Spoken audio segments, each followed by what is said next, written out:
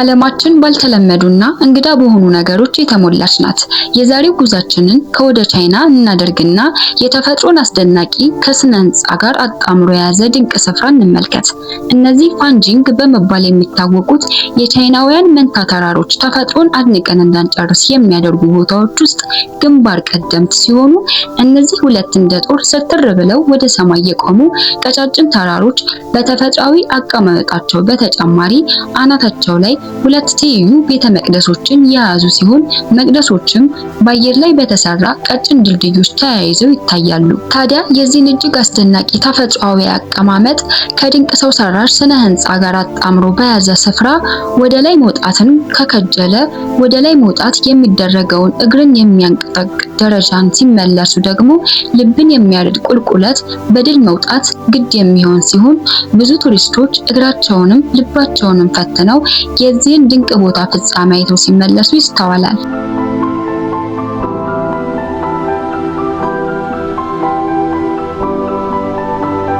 ከዚሁ ከቻይና ሳንወጣ ይህን ከ1400 ዓመታት በላይ እድሜ ያለውን ቤተ መቅደስ የምናገኝ ሲሆን የሚያስገርመው ነገር ደግሞ ቤተ መቅደሱ የተገነባው ከመሬት በላይ 246 ጫማ ከፍታ ላይ በገደል ጎን ተለጥፎ መሰራቱ ነው።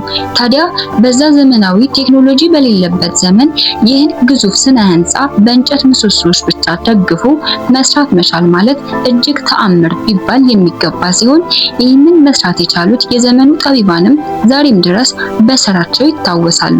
ዳግም ጉዟችንን የሰው ልጅ ከግራቪቲ ጋር ፍለፊት ተጋፍጦ አንተ ትብስ እኔ ብስ እየተባባለ የሚኖርባት የቻይናዋ ጃንጂ ሸለቆ እናደርግና ይህንን አስገራሚ ቦታ እንመልከት።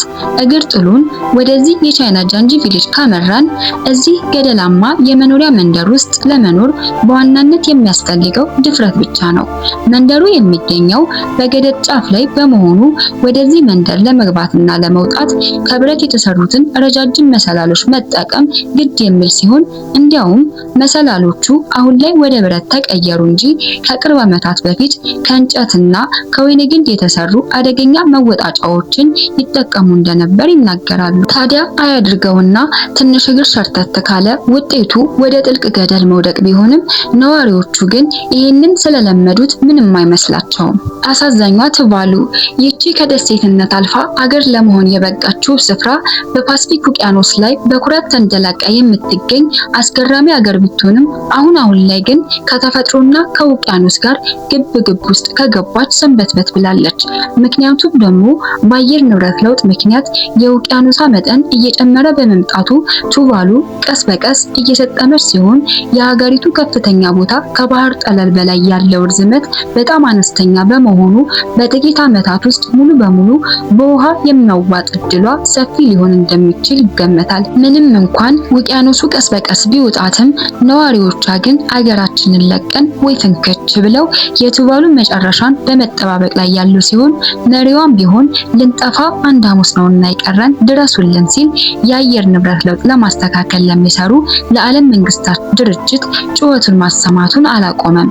እናም ቱቫሉ ውበቷ አስደናቂ ቢሆንም ህልውናዋ ግን አሳሳቢ ደረጃ ላይ መድረሱ ያሳዝናል።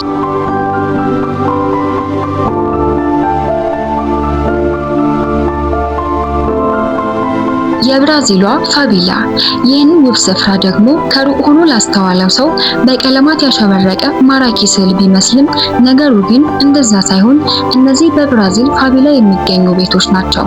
እነዚህ አንዱ ባንዱ ላይ ተደራርበው የተሰሩ ልዩ የኪነ ህንጻ ጥበብ ያላቸው ቤቶች ከሩቅ ሲታዩ በጣም ውብና ማራኪ ገጽታን ቢላበሱም በውበቷ ተማርኮ ወደ ውስጥ ለመግባት የሞከረ ሰው ግን ስልኩን፣ ገንዘቡንም ሁሉንም አስረክቦ መውጣት ግድ ይለዋል። ምክንያቱ ደግሞ ይቺ የፋቪላ መንደር የብራዚል ማፊያ ቡድኖች የተሞላች በመሆኗ ሲሆን ወደዚህ መንደር በሰላም ገብቶ በሰላም መውጣት ብሎ ነገር የማይታሰብ ነው። ታዲያ ስለ ቦታው ለማያውቅ ሰው እጅግ አደገኛ ቦታ ስትሆን ያልተጠበቁ የተኩስ ልውውጦችና የወንጀል ድርጊቶች የበዙባት የጋንግስተሮች መሸሸጊያ ቦታ ናት። ኤሊዳይ ደሴት ይቺ በአይስላንድ የምትገኝ ደሴት ስትሆን በደሴቱ ላይ ባለች አንዲት ቤት ምክንያት ትታወቃለች። በሰፊው አረንጓዴ ደሴት ላይ አንድ ነጭ ቤት ብቻ ሰፍራ የምትታይ ሲሆን በዚህ ስፍራ ላይ ጎረቤት፣ መንገድ፣ ኢንተርኔት፣ መኪና ብሎ ነገር የለም። ይህ ፍጹም ጸጥታ የነገሰበት ቦታ ለብቻ መሆን ለሚወድ ሰው ልክ እንደ ገነት ሲሆን ማህበራዊ ህይወትን ለለመደ ደግሞ እስር ቤት ሊሆን ይችላል። በዚህ ስፍራ ለመኖር ማለት ራስን ከዓለም ማግለል ሲሆን ከምግብ አቅም እንኳን ከአሳ መጥመድ ውጪ ሌላ አማራጭ የለም። ተንሳፋፊዎቹ ህዝቦች ከአስገራሚዎቹ ተራሮች መለስ ስንል ደግሞ ህይወታቸውን ሙሉ በሙሉ በውሃ ላይ ያደረጉ ማህበረሰቦች ያሉ ሲሆን በመጀመሪያ የምናገኘው የካምቦዲያ ተንሳፋፊ መንደር ሲሆን በዚህ ስፍራ ላይ መሬት የሚባል ነገር የለም። እያንዳንዱ ቤት፣ ትምህርት ቤትና የገበያ ቦታ በውሃ ላይ የሚንሳፈፍ ሲሆን በዚህ መንደር ውስጥ ለመንቀሳቀስ ብቸኛው አማራጭ ጀልባ ብቻ ነው። ታዲያ ዋና ለመዋኘት መሞከርም ቢሆን አደጋው የከፋ ነው። ምክንያቱ ደግሞ ውሃው የአዞዎችና የእባቦች መኖሪያ በመሆኑ ነው። የዚህ መንደር ሰዎች ህይወትን ከአሳ ማስገር ጋር የተሳሰረ ሲሆን ከውሃ ጋር ተላምደውና ተዋደው ኑሯቸውን ይገፋሉ። በተመሳሳይ ደግሞ ወደ አፍሪካዋ ናይጄሪያ ስንመጣ ሌላኛውን የውሃ ላይ መኖሪያ ስፍራ ማኮቡን የምናገኝ ሲሆን ይህ በናይጄሪያ ሎጎስ የሚገኝ ስፍራ ግርም ድንቅም የሚል ሲሆን በማንኛውም ቦታ ራሱን ማኖር የሚያውቅበት የሰው ልጅ እዚህ ጋር ደግሞ ጎጆን በውሃ ላይ ቀልሶ ኑሮውን በውሃ ላይ አድርጓል። ነገሮች በዚህ ቦታ ላይ ትንሽ ከበድ የሚሉ ሲሆን ቤቶቹ የተሰሩት በቆሻሻ ውሃ ላይ በመሆኑ በሺዎች የሚቆጠሩ ሰዎች በዚህ አስቸጋሪ ሁኔታ ውስጥ ለመኖር ተገደዋል። ንጹህ ውሃ፣ ሆስፒታልና መሰረታዊ አገልግሎቶች ለማግኘት ትንሽ አዳጋች ቢሆንም ነዋሪዎቹ በጀልባ እየተንቀሳቀሱ ኑሯቸውን ይገፋሉ። ታዲያ ምንም እንኳን ደሴቲቷ ለኑሮ ምቹ ባትሆንም ነዋሪዎቿ ግን ከደሴቷ ጋር በፍቅር ያቆራኛቸው ዋነኛ ጉዳይ የማይነጥፉት አሳዎቿ ሲሆኑ ነዋሪዎቿ አሳ እያጠመዱ ኑሮን ለማሸነፍ ይሞክራሉ።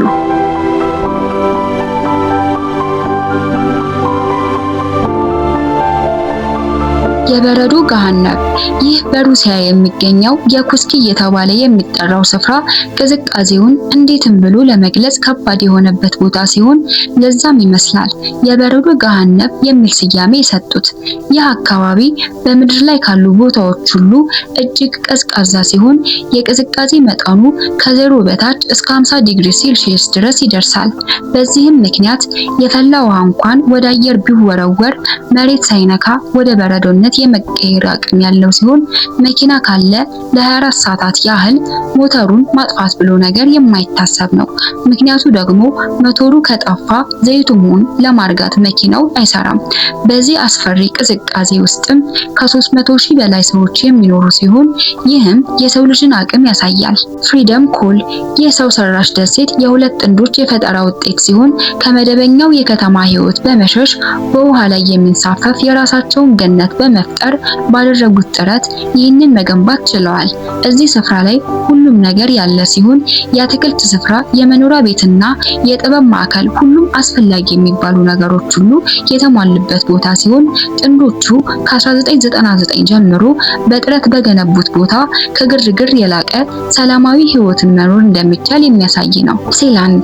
ወደ ሴላንድ ስናመራ ደግሞ ይህ ቦታ ምናልባት በዓለም ላይ ካሉት ሁሉ እጅግ እንግዳ ሀገር ሊሆን የሚችል ሲሆን በሁለተኛው የዓለም ጦርነት ጊዜ እንግሊዝ የገነባችው የጦር መከላከያ መቆጣጠሪያ ጣቢያ ሲሆን ከጦርነቱ በኋላ ሮቤት የተባለ ግለሰብ ቦታውን ተቆጣጥሮ የራስ ሀገር ነው በሚል በማወጅ የራሱን ፓስፖርት፣ የራሱን ገንዘብና የራሱን መተዳደሪያ ደንብ አውጥቶ የሚኖርባት የውሃ ላይ ሀገር የምትንሳፈፍ ሀገር ናት። ታዲያ የሚኖሩባትም የአንድ ቤተሰብ አባላት ብቻ ሲሆኑ ሴላንድ በባህር መሃል ላይ ያለች በብረት ምሰሶዎች የቆመ ማንም እውቅና ያልሰጣት ነገር ግን ራሷን የቻለች ሀገር ናት። ባለባቡሩ ህንፃ። ይህ ደግሞ በቻይና ቾንግቺንግ ከተማ የተገነባ የባቡር መስመር ሲሆን የከተማው መጨናነቅ ያሳሰበው የሀገሪው መንግስት ለዚህ መፍትሄ ይሆን ዘንድ ይህን ነገር መፍትሄ አድርጎ ያቀርባል።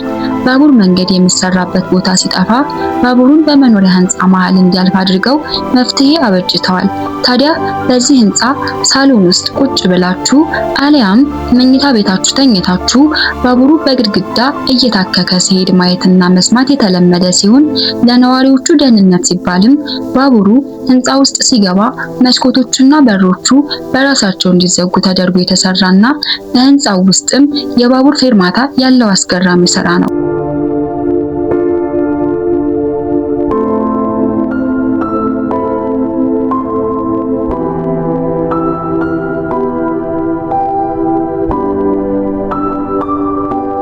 ውድ የአልፋ ሚዲያ ቤተሰቦች የዛሬው ፕሮግራማችን ይህንን ይመስላል። አብራችሁን ስለቆያችሁ እናመሰግናለን።